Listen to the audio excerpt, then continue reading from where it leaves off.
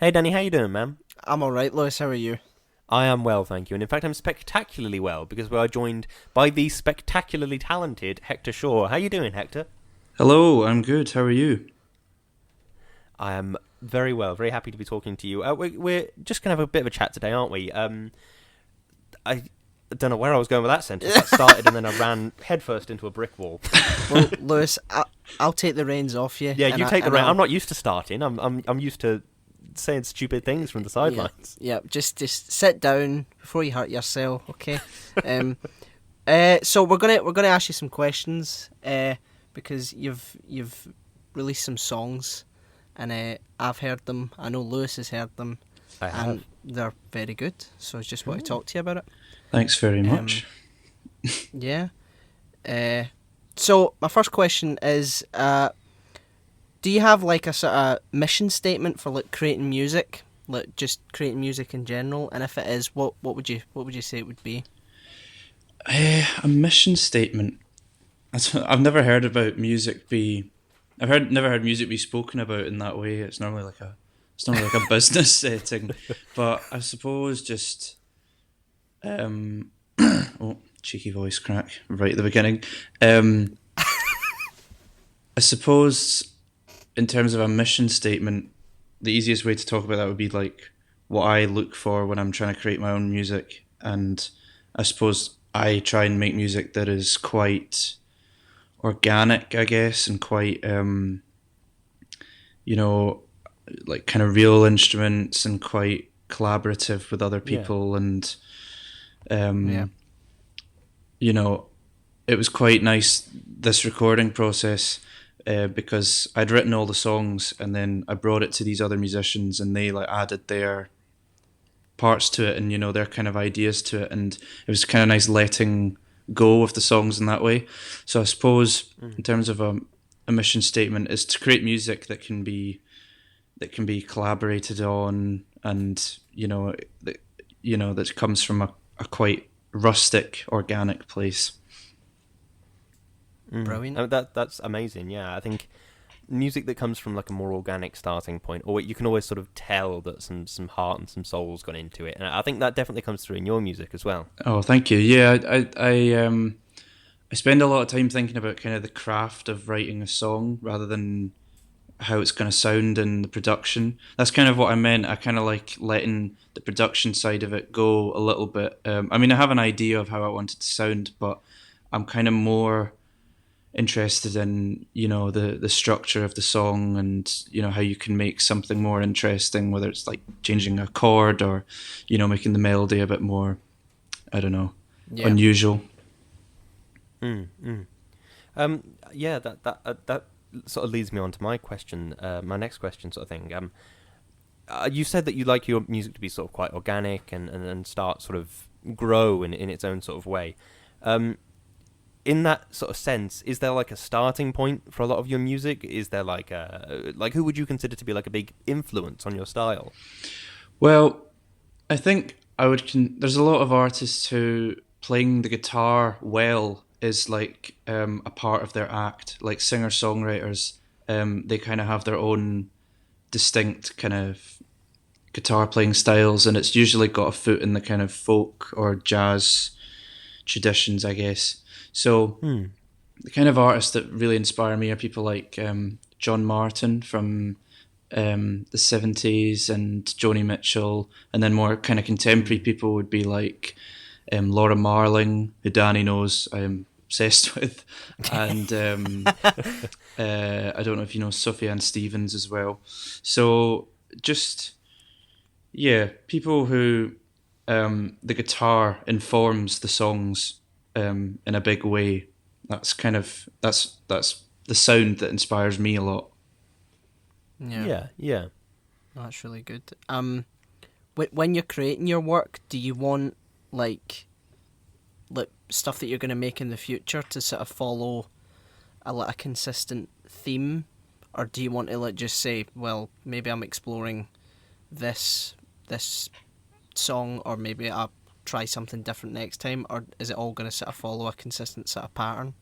No, I wouldn't say it does follow a pattern. I don't really have a grand plan, and I definitely didn't with this EP, of kind of how I want to write lyrics or how I want to write a song. I mean, I suppose I'm still pretty young, so I'm still kind of figuring out what works well and what I don't really like to do.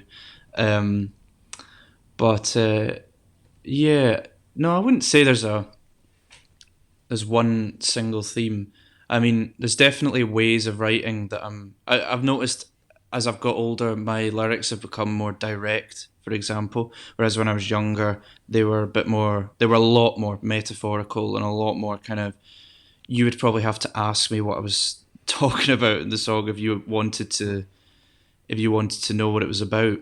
And Yeah. I think that comes with sort of just courage in what you're saying, and you know, I mean, having said that, I mean, writing metaphorically is really, it's great because, you know, you can experiment with language and you can, you know, you can be quite free in a sense, and like, you know, for people that know you, your life remains private. You know, when you're writing more directly, you know, the people that are close to you around you, they can be like, I know what that's about, or you know.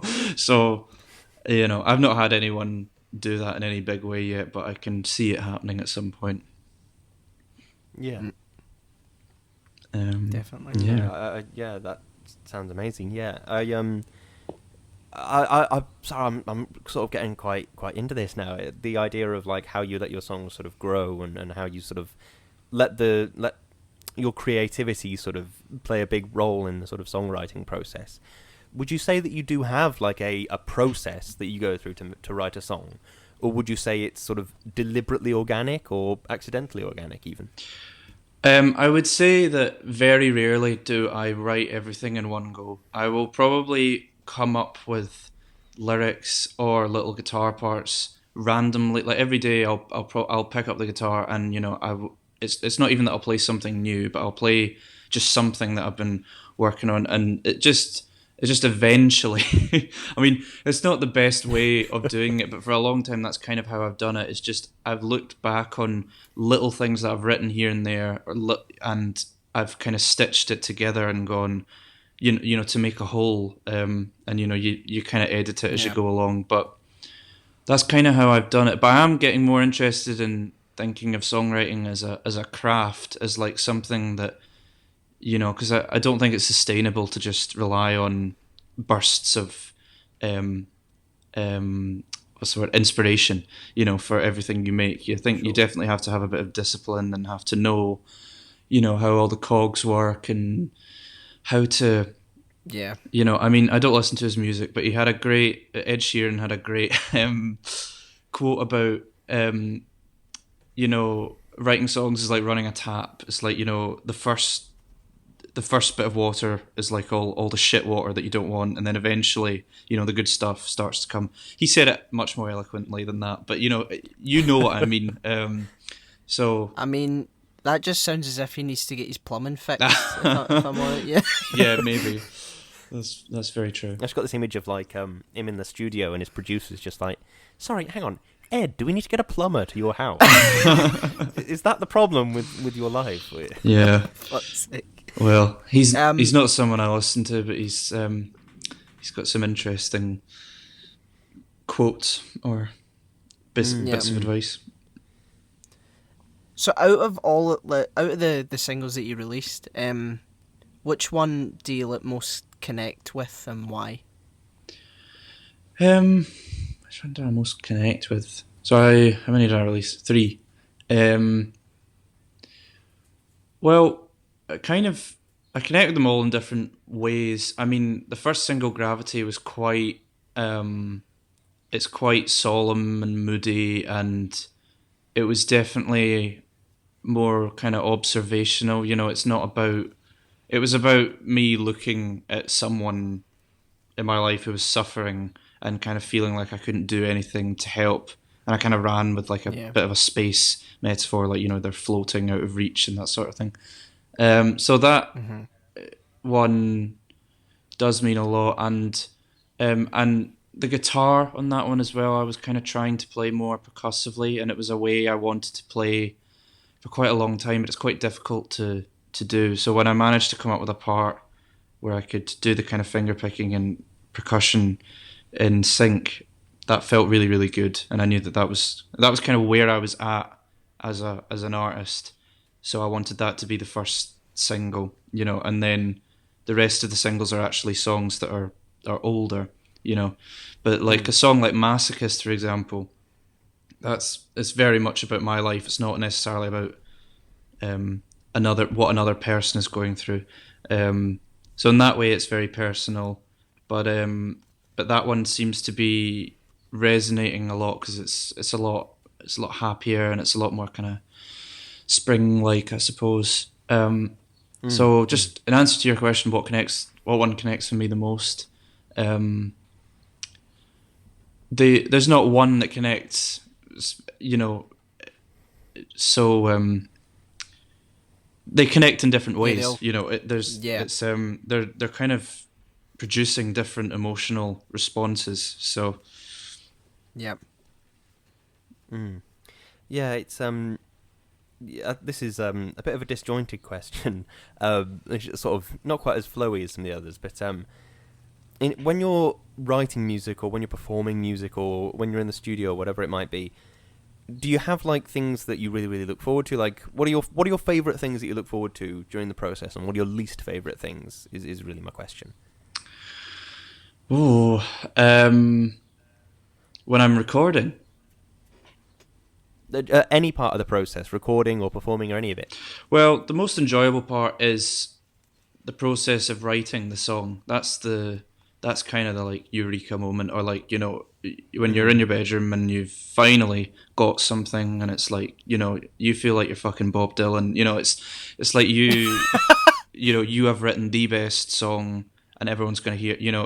You get that high for a while. So that's definitely, it comes crashing down when you do a gig and people are like, "What was that one about?"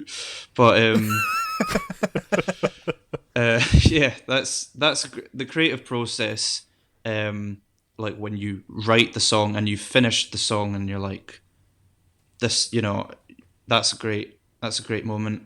And then another great moment, I suppose, is when you perform that song, or it starts to get a bit older, and you can look back and you start to think about it differently, or you start to like it in a different way, or you might start to not like it you might start to not like it. It's so I look forward to that. And then, as I said earlier, one of my favorite parts of the recording process is kind of giving the songs up and being like, okay, you guys do what you want to do, putting trust in great musicians, and being like, I trust you to do your magic on this, and that can be a bit scary, but you have to sort of let go of any control freak tendencies that you might have. Yeah. I imagine that's particularly difficult. Yeah. It can be. Yeah, I think it depends on what kind of musician you are. There's like a big movement at the moment called bedroom pop. I don't know if you've heard of it, or if listen to artists who are kind of associated with that term. And the whole ethos of it is that you do absolutely everything yourself. You write the song, you produce it, you mix it, you master. You do everything. And is that something you guys are into? I'm going to be completely honest with you. I haven't heard the term before today. Oh, have you not? Me neither. It might be like a niche music nerd term, but yeah, But just as I was saying before, it's that ethos of doing absolutely everything yourself, which is definitely not how I did it. So it's quite interesting how people make their music. I think with how much technology we have nowadays, it's really democratized the music making process, and even with like releasing music as well, you can just do it all yourself in a way. Yeah. And I suppose it's a double-edged sword though, because like sometimes I'd imagine it'd be really useful to have another set of eyes or ears on your work, to sort of, maybe you missed that, or you. Yeah, in a way, I was very privileged to have the opportunity, to get another set of eyes on my work, because a lot of people, I suppose, don't have that. So yeah, it's just weighing up the pros and the cons of it, and being aware of like how lucky you are when you get given those opportunities. Yeah. Yeah. It's funny how you say some people came up to you afterwards and said, "What was that one about?" Because I'm just about to do that. Oh, really? The song "Masochist." Yeah. You know what I'm like? I'm a wee edgy boy. You know what I mean? Yeah, That's yeah, it's not a very nice word, so that intrigued me the most. Could you talk me through yeah. what that is about and what inspired that song? So that was kind of about inviting harmful people and even the ideologies into your life, and like kind of deriving pleasure from them, and not really being aware of the harm they were doing, I suppose. But that is not to trash on anyone who's into BDSM. That is not what I was talking about. I have to like give Yeah. that disclaimer at like gigs, be like, listen, the song is called Masochist. It bears no relation on my sex life at all. Do not read into it that way. It was just a metaphor, guys. You know. I suppose it's a bit of a funny thing to say in an interview. Do not read into this way, and then that makes people want to. Yeah. Yeah. So you have to try and balance it between saying that just enough that they don't notice, but Yeah. not too much that they start to think, "Oh, is he hiding something?" I've shot myself in the foot now, but just quick disclaimer. I've got to say, I really find that idea very like intriguing. Sort of like you were saying, inviting harmful influences and getting some sort of, Yeah, you know, maybe not even pleasure, like sort of comfortability from it almost. yeah. I think A recognisable. as thing, well Yeah. with that song, I wasn't. It's not like a finger pointy song, you know. I'm not. It's not me being like because a lot of it is self inflicted. You know, it's your own. You did this like to yourself. That was kind of part of the song. You know, I was sort of trying to say, with a lot of these things, if you're actually aware of your you know, what upsets you, or what you shouldn't have in your life, and you bring it into your life anyway, that's on you. You know, that's not on them. You know, that was kind of part of what I was going for in a way. It wasn't just you know, wallowing in self-pity about what the world has done to me, you know. If does that make any sense? Yeah, definitely. Yeah, that makes perfect sense. Yeah. And you've mentioned a couple of times now. You sort of you pick up the guitar every day and you sort of keep working at a song. That sort of intrigued me a little bit. Is it just the guitar you play, or any other instruments? Or I play the piano, and I actually played the piano for quite a long time before I started playing the guitar. okay, Yeah, I played that since I was like 6, and then I started playing the guitar in high school. Oh, have you got like a favourite instrument to play, or? Definitely the guitar. It comes the most naturally now. Yeah, sure. But I still do love. I do love the piano. I find it harder to write songs on the piano though. It's it's quite. It can feel quite limiting if you don't know sort of a little bit of theory, I suppose, on the piano. Like especially to get out really nice chords. I think with the guitar, Yeah. a really special thing about the guitar is you can put it in what you call open tunings. So like you have your standard tuning that most guitars will be in, but then you can change the tuning, and it doesn't require much effort to find like these really beautiful chord voicings and shapes, and it just makes the song sound so much more interesting. And it's not that difficult to for like your fingers, for your finger placement or whatever. Whereas on the piano, you know, you need to have that knowledge beforehand. Whereas with the guitar, you can sort of put it in a different tuning and just play about with shapes and see what sounds good. And you know, that's kind of part of my process, I would say, as well with writing songs. Is I love changing the tuning of my guitar, and you kind of, without sounding pretentious, you do go on a bit of a journey when you go into a different tuning, because you're sort of you're kind of in no man's land with where you're going to put your fingers, or how you're going to hold, you know. It's quite an interesting way, I suppose, of writing a song. Yeah. you don't know the chords you're going to come out with when you go into it. If that makes sense. Mm. No, definitely. Yeah, that completely does make sense. Yeah, it's a really interesting way of sort of visualizing it as sort of a what's the word? Like how on a quest or something, the actual journey itself is more important than the destination. I think Yeah, that's like a really interesting way of visualizing the process. Yeah. yeah, definitely. I would say so. This is probably the most cliche question of that's ever been asked. So what have you got planned next then? What have I got planned next? Well, I was in Perth yesterday recording for the Perth Arts Festival. So that gig will be going out on Fantastic. tomorrow, actually. I'm supporting a guy called Angus Monroe and a girl called Beth Malcolm, who are great singer-songwriters. And I should just say to those that are listening, it'll already be out by the time you hear this. oh, so- right. Yeah, well, in answer to your question, what am I doing next? That is what I will have done. I'm trying to think what else will I be doing next. I mean, we haven't mentioned the C word yet, but it's coming. Cunt.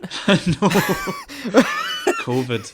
We've managed Yeah. not to talk about that, but I'm gonna have to now that you've brought up the what am I gonna do next. Just waiting on venues to open up again, start booking out more gigs, and start getting more festival placements. I'd love to record more. Love to get another EP out. But let this one air for a while in the wind. Let it marinate. Yeah. I'm getting hungry now. Well, this is a bit of a funny question, but obviously I've listened to some of your stuff on Spotify, and of all of the songs that you've got out, sort of so far, have you got like a favourite one that you'd really love to perform live, or one that's quite difficult to do live, maybe, or? Yeah, they're all difficult in their own kind of funny way. Gravity, I love to play because I love the kind of groove on that one. It's quite syncopated. It's quite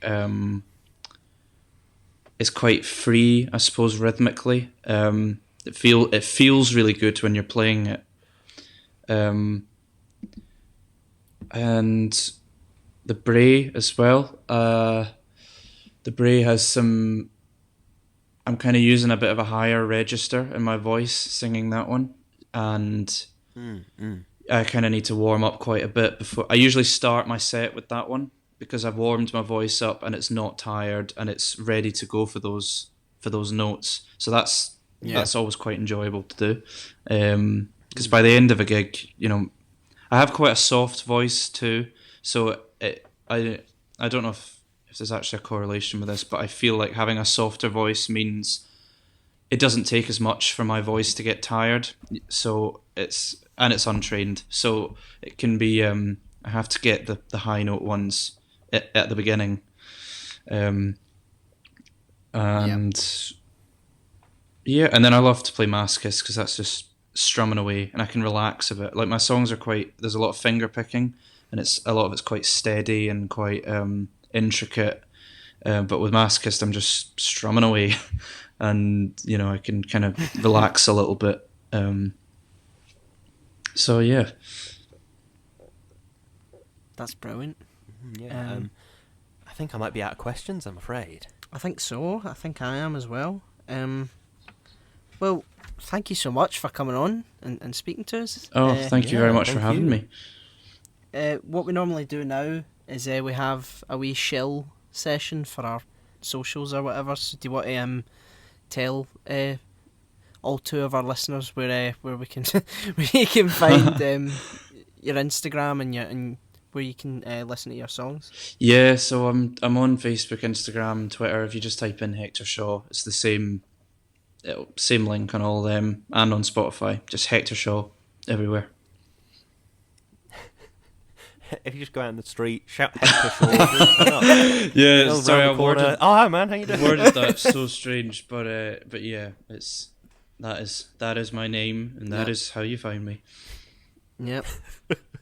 So your music's on Spotify, you on Apple Music? Yeah, it's on stuff? Apple Music, Amazon Music. I don't know. I don't really. I'm not that involved with the kind of distribution side of it, but I think it's on all the on all the streaming platforms. It's on Bandcamp as well. So if you're old school and want to buy a CD, you can go and buy a CD on Bandcamp. Fantastic. I think if I had a single on Bandcamp, I would just immediately buy my CDs, so I could look at my CDs and think those ones were by me.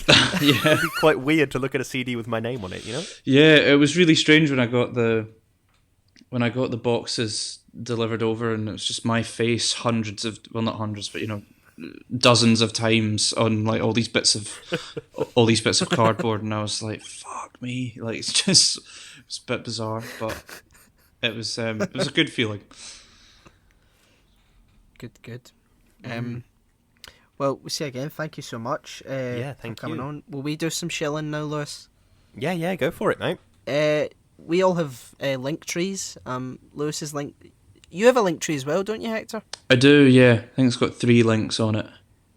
Yeah. So Hector has a link tree. We have link trees.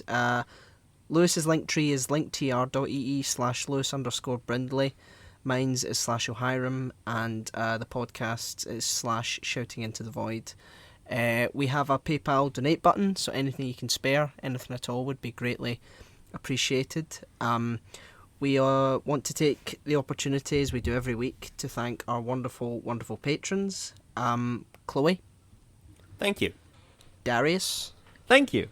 Sophie. Thank you. Peter. Thank you. Aditya. Thank you. Richard. Thank you. Natalie. Thank you. And Dougie. Thank you. Can you tell I forgot we were going to do that bit? Because I was off to the side trying to stop myself from sneezing, and then I heard you say the first name and went, "Oh my god!" Oh shit! Thank you. Thank you. Yeah, but thank you one and all. You make the show possible, and yes, you enable us to do fantastic interviews with fantastic people like Hector. So if you want to, Hector, I'm shilling now. Okay, you've had your time. Sorry. No, if you want to join their ranks, please join our Patreon for excellent perks. You'll be able to get the podcast before anyone else. You'll be able to join our wonderful Discord community and listen in before we post our episodes, so please join. We also have merch on Teespring and Redbubble. We sell loads of tacky shit, so go have a look at that and get yourself something nice. And last but not least, we are partnered with an amazing company called Number 12 Crochet Avenue, and Lewis is going to say some wonderful things about them, all of which are true. Yeah, Number 12 Crochet Avenue is a wonderful company run by my wonderful wife, in which she crochets, and she's incredibly good at it. If you want to bless your Instagram feed with some incredibly beautiful, aesthetically pleasing content, go and take a cheeky look. It's at Number 12 Crochet Avenue on Instagram. Thank you. Thank you. And again, thank you, Hector, for coming on. Yeah, thank you very much for joining us. Thank you for having me. And we'll see you, hear you, smell you next time. Yeah, we'll stand outside your window with a boombox playing some of Hector's songs next time. Oh, please do. I love that. Love it when people do that. Cheers. Cheers.